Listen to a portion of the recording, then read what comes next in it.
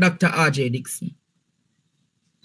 You being a health practitioner in the public service, you people don't have to do no checks with the administration for them to have all of your specifics and your details. Human resource don't have all of those things, are you guys?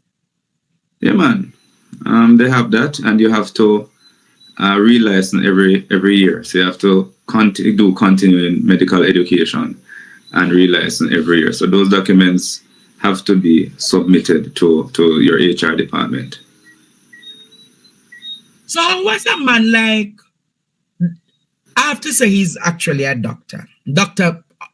What's his name again? Andrew Clark. How him get the uniform, how him get the ID, how him get all of those things? Well, I couldn't tell you. Must have somehow slipped through the cracks. Some way, somehow. But I couldn't tell you because those matters are things that, it's not something that I would, deal with as an HR matter. So, I hope they would be able to explain how, he slipped through the cracks, which I guess now that they picked up, investigations must be taking place to see how exactly that happened.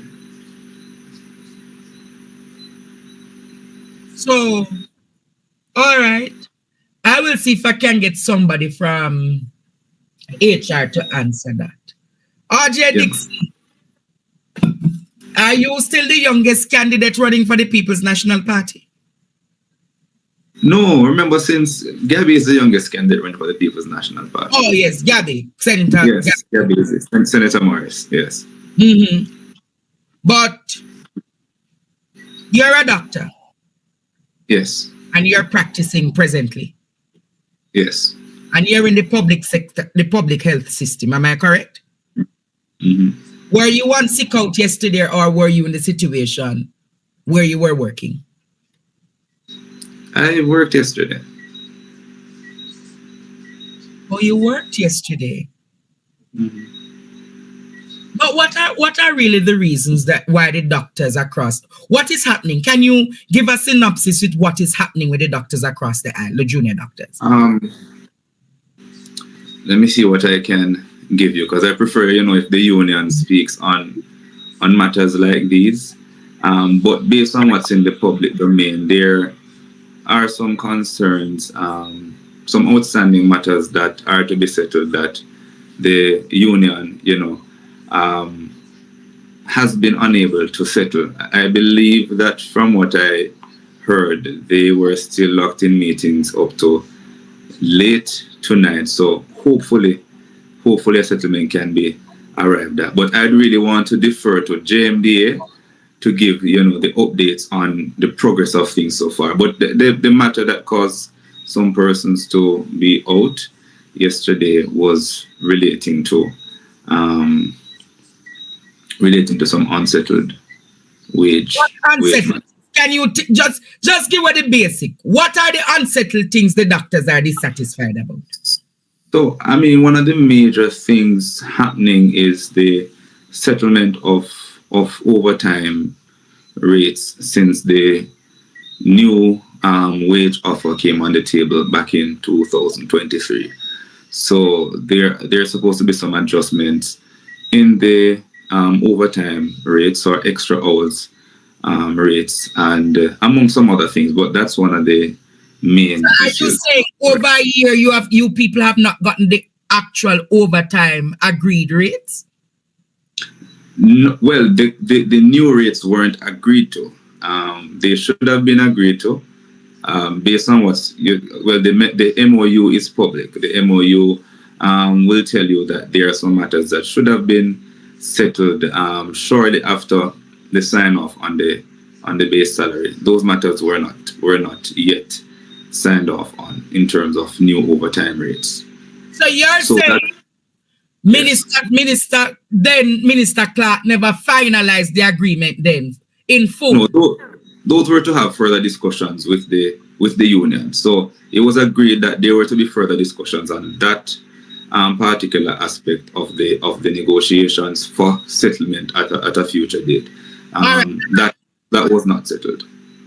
I realize that you can't talk much on that, and I'm not going to put you in a position where you speak on it. All right? Yeah, because there are already accusations that I somehow have something to do with it. You were the one who forced organized this protest with the junior doctors. What is your what are you can you talk, can you say whether or not you were the one, the person behind it organized? What I can say is that matters like these always come to a vote.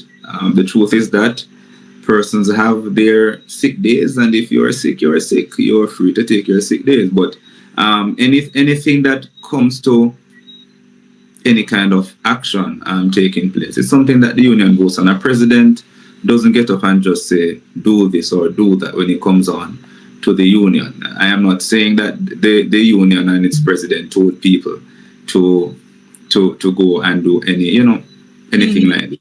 I'm just saying that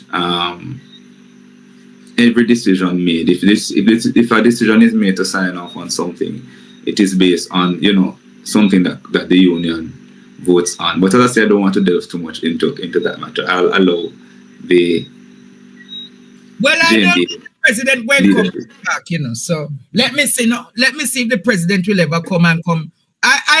You can offer an invitation to the president of the Jamaica Medical Doctors Association and let her know that Partner Draw TV wants to have a discussion with the situation affecting her constituents. All right? Yes, and use it carefully, lest they accuse her of being political instead of wanting to settle a matter concerning her doctors.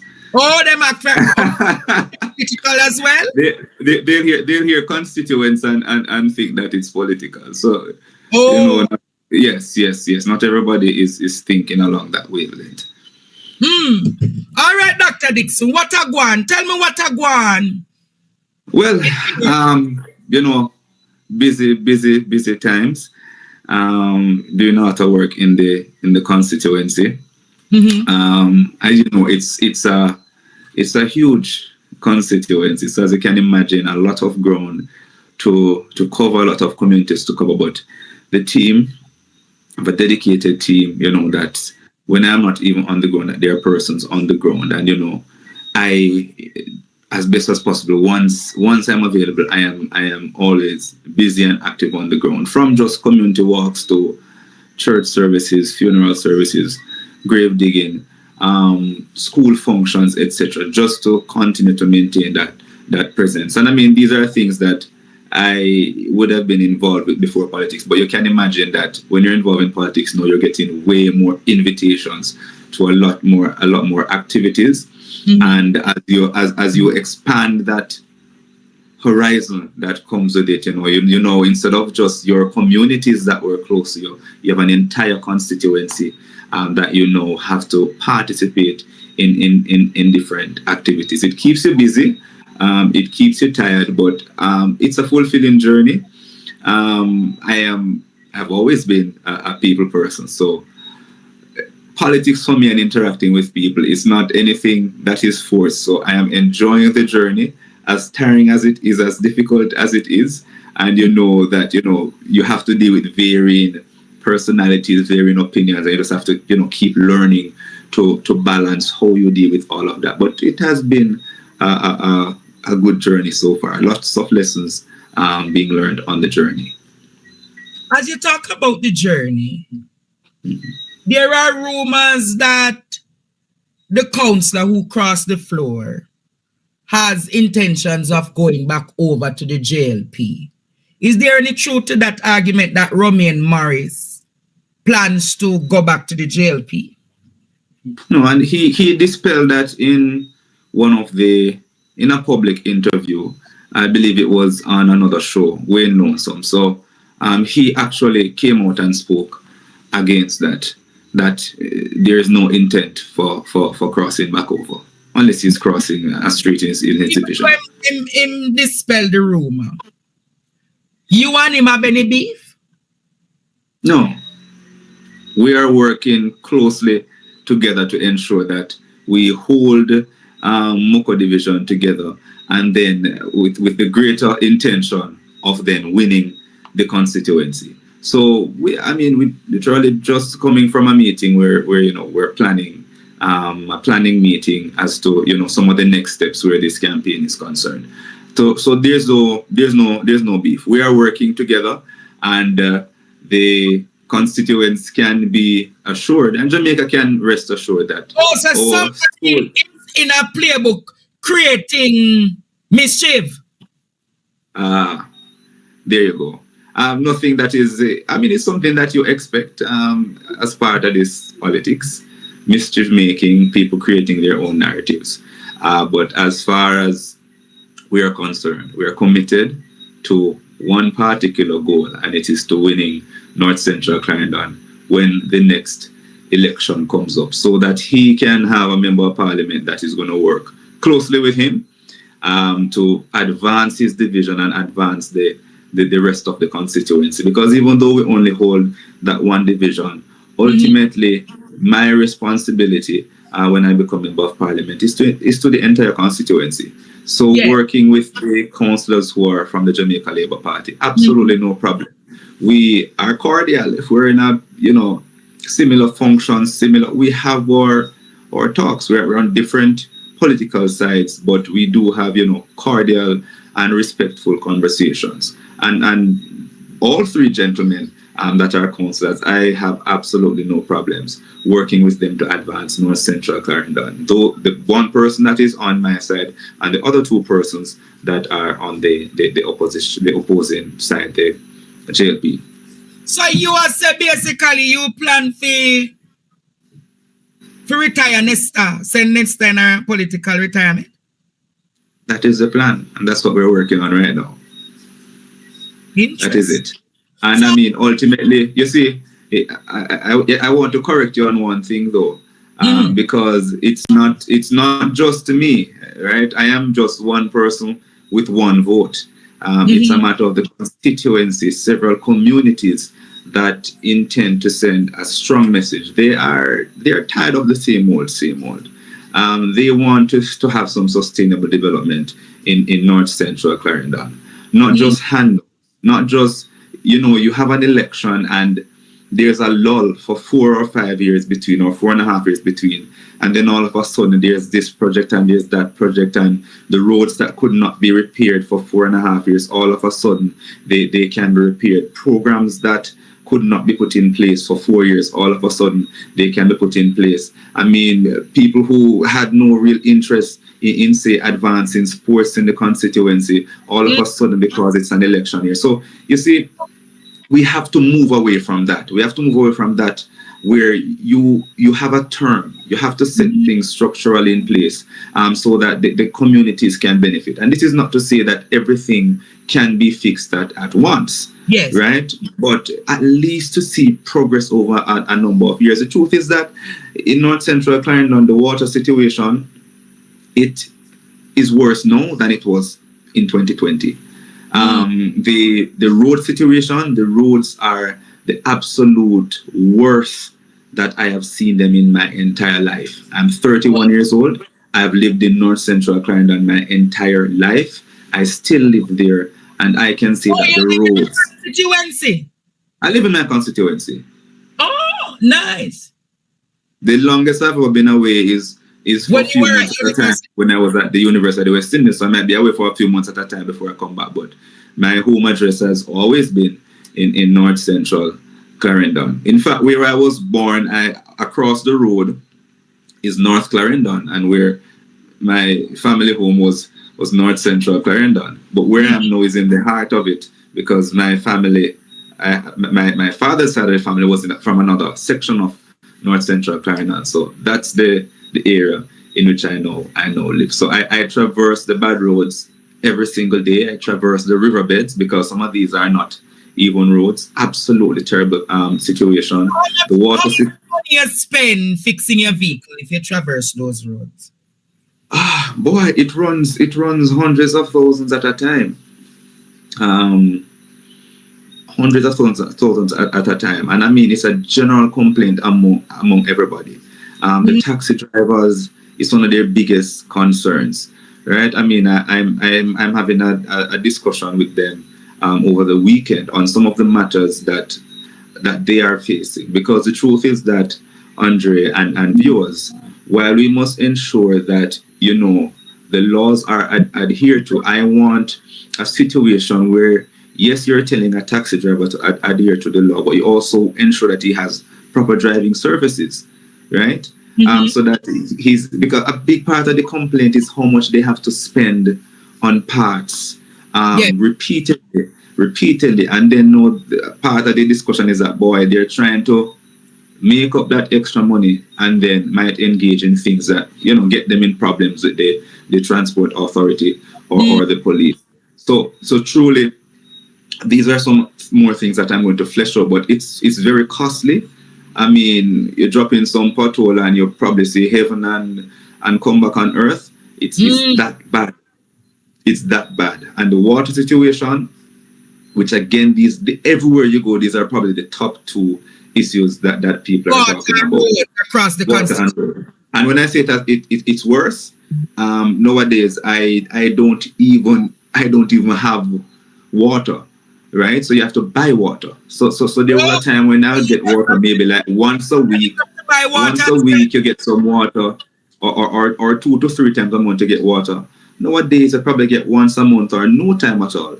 So then the expense to buy water is so significant, and it's something I share with my constituents, because I share this with them. Just like them, I have to be buying water time and again. And this is money that I could have saved. And when I look at the situation of my constituents, purchasing water. Pardon me?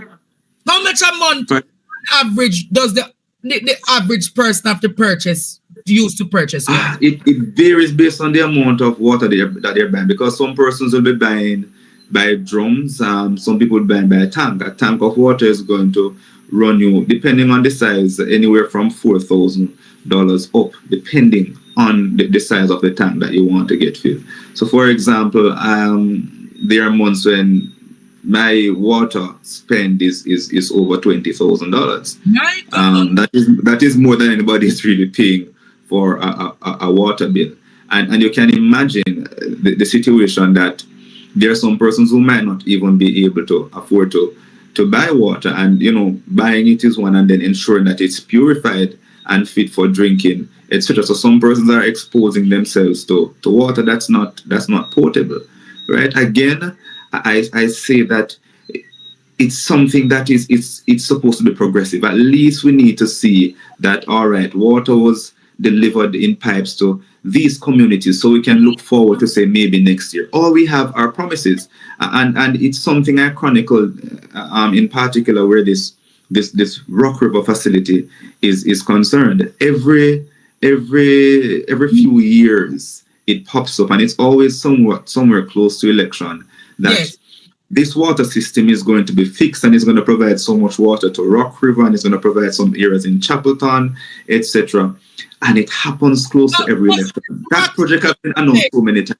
Pardon me? What's this Rock River project from Pernell Child's time? Yes. That project was from a long time ago. These people been voting Labour, right?